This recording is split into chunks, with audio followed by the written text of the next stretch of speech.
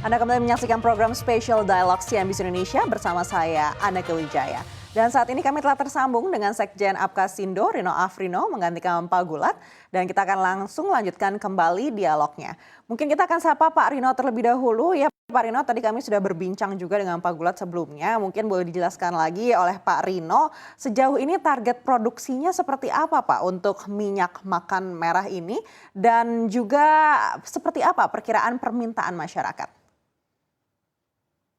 Ya, kita memang mendapatkan satu perkabaran yang sangat luar biasa ya Mbak ya. Jadi dari kunjungan Presiden tempo hari ke PPKS Medan dan diikuti dengan inisiasi-inisiasi percepatan oleh Kementerian Koperasi bersama PPKS. Memang kita sangat bangga sekali bahwa pada akhirnya pemerintah telah hadir untuk memberikan solusi bagaimana meningkatkan kesejahteraan petani. Yang saya lihat adalah pada saat ini memang yang dibutuhkan adanya pendampingan. Jadi pendampingan itu tidak hanya bersifat aspek teknis, tetapi juga ada aspek pembiayaan dan aspek pemasaran. Nah, kita melihat bagaimana pemerintah dengan PPKS sudah mengurus jadi tidak hanya pilot yang 3 ini, tetapi untuk menjadi 3 ini tentu saja semua istilahnya bibit-bebet bobotnya diselesaikan dahulu, sehingga memang tidak menjadi isu yang sensitif, karena ini kan makanan, Mbak. Jadi memang kita perlu pertajam, SNI-nya sudah keluar, izin-izin yang lainnya sudah keluar, sehingga memang pabrik ini bukan pabrik uji coba atau pabrik kaleng-kaleng istilahnya. Jadi memang pabrik yang memang siap untuk dikonsumsi oleh masyarakat. Nah, sebagaimana tadi Pak Ketua Umum tadi saya sempat dengar bahwa memang permintaan terkait minyak goreng yang dihasilkan dari kebun sawit petani sendiri memang sangat besar sekali, Mbak. Jadi memang kelembagaan koperasi sangat ingin sekali mereka bisa menghasilkan produk-produk yang instan, langsung mereka bisa konsumsi. Nah, kemarin saya melihat teknologi minyak masak merah yang dikeluarkan oleh minyak makan merah yang dikeluarkan oleh PPKS ternyata juga punya 2 fungsi, tidak hanya untuk digoreng, Mbak Anneke, tetapi juga bisa langsung kita makan, kita konsumsi dengan sendok langsung kita minum. Nah, ini merupakan satu hal yang menarik bahwa bukan hanya untuk menggoreng, tetapi juga untuk menambah vitamin yang kita butuhkan dalam kehidupan kita sehari-hari. Jadi intinya adalah bahwa permintaan sudah cukup besar sekali dan memang ini menjadi kebanggaan kita semua dan kita harapkan ini berjalan dengan lancar. Baik, menarik sekali Pak Rino. Kita akan tunda sejenak untuk kembali lagi membacakan pertanyaan yang sudah kami dapatkan dari WhatsApp. Kali ini dari nomor 08967312 dengan 4 nomor yang kami rahasiakan. Pertanyaan dari Wahyu di Bekasi. Saya masih awam soal minyak makan merah ini. Apa sudah ada uji klinis penggunaan jangka panjang? Apakah ada efek samping untuk tubuh? Dan apakah minyak merah ini memiliki aroma yang merusak makanan? Saya akan coba tanyakan sekali lagi kepada Pak Edwin. Baik, saya akan coba jawab pertanyaannya ya. Terkait dengan keamanan pangan, tim minyak makan merah telah melakukan analisis yang komprehensif ya terkait kandungan pada minyak makan merah dan berdasarkan analisa yang kita laksanakan secara berkala, minyak makan merah ini aman dikonsumsi karena bebas dari cemaran logam maupun non logam yang berdampak negatif bagi kesehatan konsumen ya. Kita lakukan analisa secara berkala dari cemaran-cemaran yang tidak boleh ada pada pangan ya, terhadap kepada kesehatan dan keamanan pangannya. Dan di samping itu juga seperti yang dikatakan tadi oleh Pak Rino bahwa SNI-nya sudah terbit ya. SNI-nya sudah terbit ya, Standar Nasional Indonesia, yaitu SNI 9098 2022 dengan judul minyak makan merah. Jadi dengan ada SNI ini sudah menjamin bahwa keamanan pangan ini jika produksinya nanti mengikuti SNI ini, kita sudah yakin bahwa minyak makan merah ini akan aman, keamanan pangannya pasti akan aman. Dan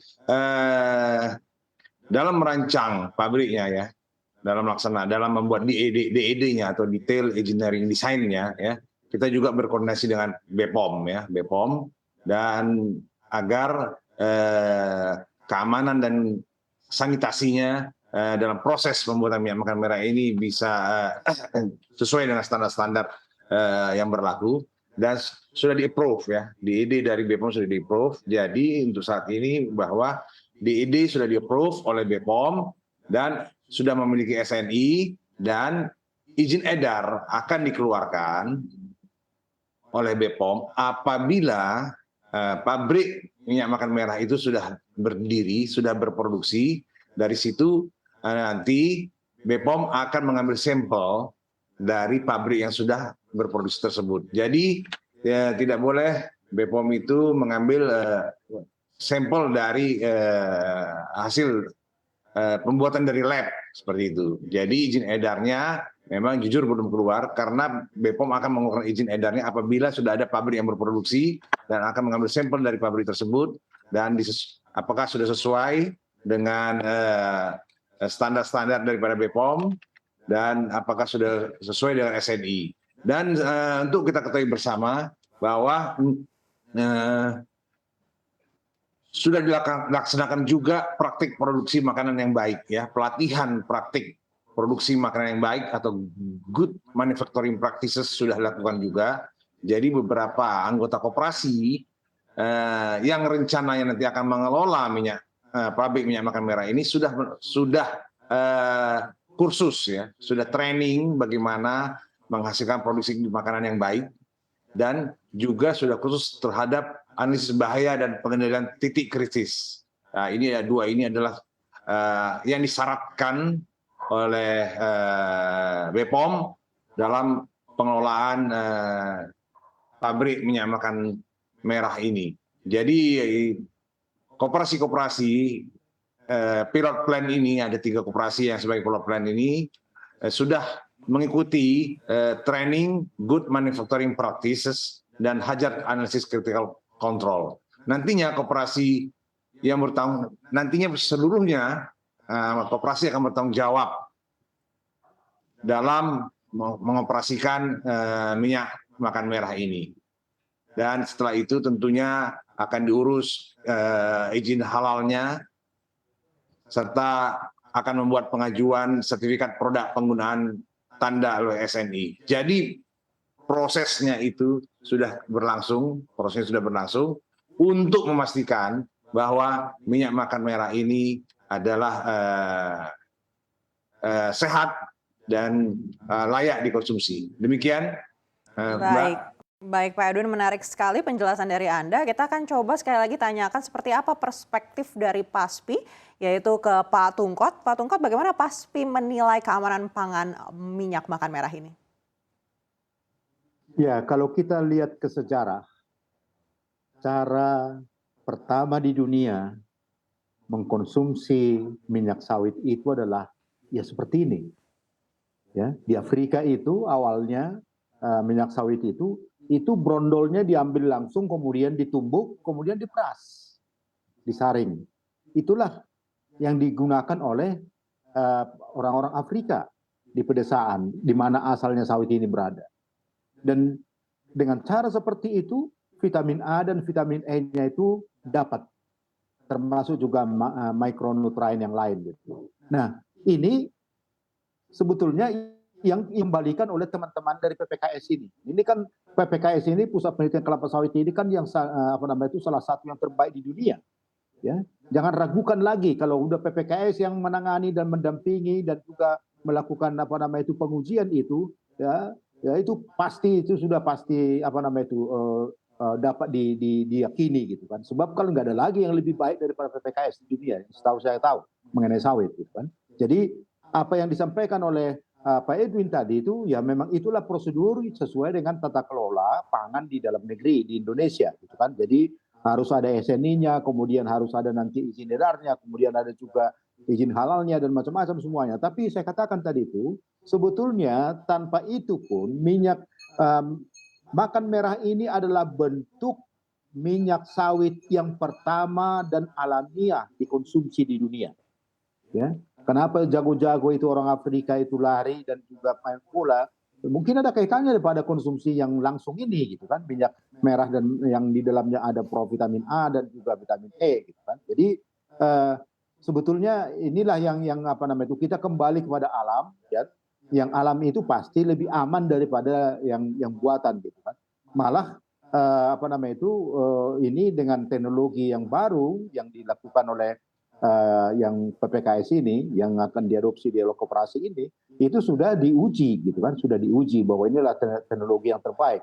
Dan jangan takut gitu ya, ke depan ini juga akan terjadi juga perubahan-perubahan dan kemajuan-kemajuan prosesnya yang lebih baik gitu ya, yang lebih baik nanti ke depan juga gitu kan. Dan sehingga ini apa namanya itu, bahan makanan kita ini ya itu akan apa namanya itu, lebih baik dari hari ke hari. Dan itu pertanyaan Pak Wahyu itu sangat bagus sekali. Harus dijamin keamanan pangannya karena ini menyangkut nyawa orang. Justru karena apa namanya itu, dari segi keamanan pangan inilah kita perlu kembali ke alam, perlu kembali kepada alamiahnya minyak sawit. Kalau kita mau melihat TBS misalnya, warnanya seperti minyak makan merah ini, itu alamiahnya, jadi bukan dibuat-buat itu. Kenapa warnanya seperti itu? Menurut para ahli, kawan-kawan di PPKS itu karena kandungan vitamin A dan vitamin E-nya yang tinggi dan juga fitonutrien yang lain gitu. Jadi ini kita kembali ya kepada alam, mengkonsumsi minyak sawit yang lebih segar, lebih alamiah, dan itu lebih bergizi. Jadi otomatis keamanan pangannya itu jauh lebih tinggi dibandingkan dengan kalau ada intervensi apa namanya itu manusia yang terlalu intensif, gitu kan? Begitu Mbak Nike. Baik, menarik sekali Pak Tungkot, dan kita akan lanjutkan kembali untuk membacakan pertanyaan yang sudah kami dapatkan lewat WhatsApp.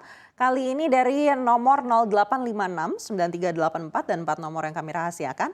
Selamat siang, saya Intan. Saya ingin bertanya bagaimana sosialisasi kepada masyarakat penggunaan minyak makan merah karena di masyarakat tidak terlalu familiar. Kami akan meminta Pak Rino untuk menjawab pertanyaan ini. Silakan Pak Rino. Ya, memang itu menjadi tugas kita bersama ya. Jadi dari berbagai pihak menyampaikan mengenai sesuatu yang baru mungkin untuk masyarakat. Menurut stakeholder sawit mungkin itu sudah biasa, tapi memang untuk masyarakat memang perlu edukasi yang lebih mendalam. Nah, kita memang menjalin koordinasi yang erat sekali dengan stakeholder sawit dan juga dengan kementerian terkait untuk secara masif memperkenalkan dengan bahasa yang sederhana, sehingga masyarakat bisa memahami bagaimana dampak dari minyak goreng tersebut. Baik, dan menarik sekali jawaban dari Pak Rino. Kita akan lanjutkan lagi lebih dalam lagi usai jeda, tapi sebelumnya masih ada tanggapan, boleh sekarang langsung ditambah Pak? Ya, mengenai penerimaan daripada masyarakat ya, kita saat ini PT PEN Holding dengan PPKS dan UGM dan USU akan melakukan penelitian dan kajian kepada masyarakat bagaimana persepsi masyarakat terhadap minyak makan merah ini. Dari sini nanti sekaligus juga kita akan memberikan advokasi dan sosialisasi. Dan harapan kami tentunya di samping kegiatan yang kami laksanakan antara PPKS, UGM, USU, dan Holding Perkebunan, kami tentunya mengharapkan Apkasindo sebagai garda terdepan, sebagai duta minyak sawit merah. Karena Apkasindo kan punya ini ya, DPW ya, DPW dan anggotanya juga jutaan.